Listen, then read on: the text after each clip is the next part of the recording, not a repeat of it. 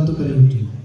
এর মাধ্যমে দূর দূরান্ত অবস্থানরত নাগরিক। আপনি কি একজন প্রবাসী বাংলাদেশী? আসন্ন জাতীয় নির্বাচনে আপনার মূল্যবান ভোটটি চলুন নিবন্ধন প্রক্রিয়া দেখে নিই।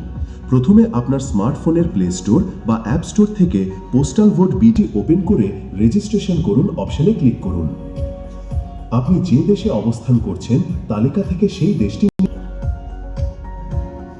আপনার নম্বরে একটি ওটিপি বা ওয়ান টাইম পাসওয়ার্ড আসবে, সে করুন। আপনার অ্যাকাউন্ট তৈরি সম্পন্ন হয়েছে।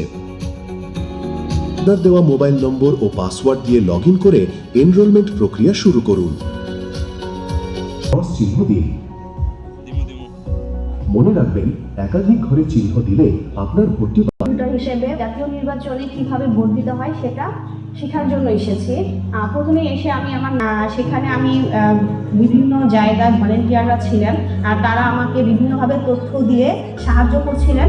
বাম হাতে বৃদ্ধা আঙুলে মার্কিং কালার দিয়ে আমাকে সহকারী প্রিজাইডিং অফিসারের কাছে পাঠিয়ে দিলেন। সহকারী প্রিজাইডিং আমি আমার মনোনীত প্রার্থীকে ভোট দিলাম এবং শেষে আমার পেপারটা ফেলে আমি চলে আসছি। প্রথম নাম খোঁজা থেকে শুরু করে ব্যালট বক্সে পেপার ফেলা পর্যন্ত সম্পূর্ণ আমার মনে হচ্ছে আনুমানিক 5 মিনিট সময় পারফেক্ট ভাবে আমি আমার ভোটটা সম্পূর্ণ করতে পারবো বলে আমি আশা ব্যক্ত করছি। আমি পোলিং অফিসার 1 যখন ভোটার শনাক্ত করেন, এরপরে আমি ভোটারের আমলে অমতনীয় কালিতে কর্তৃক শনাক্তকৃত ভোটারকে আমি ব্যালট ইস্যু করি। দুটো ব্যালট ইস্যু করতে হবে আমাকে, জাতীয় সংসদ নির্বাচনের একটি ব্যালট, গণভোটের একটি ব্যালট, এবং প্রতিটি ব্যালটে আমাকে ক্রমিক নম্বর লিখতে হবে, ভোটারের স্বাক্ষর লিখতে হবে, সাথে সাথে অফিসিয়াল এবং পর্যবেক্ষণের জন্য পর্যবেক্ষকরাও আসছেন। তাদের সবাই আমরা সুষ্ঠুভাবে ভোট গ্রহণ করছি।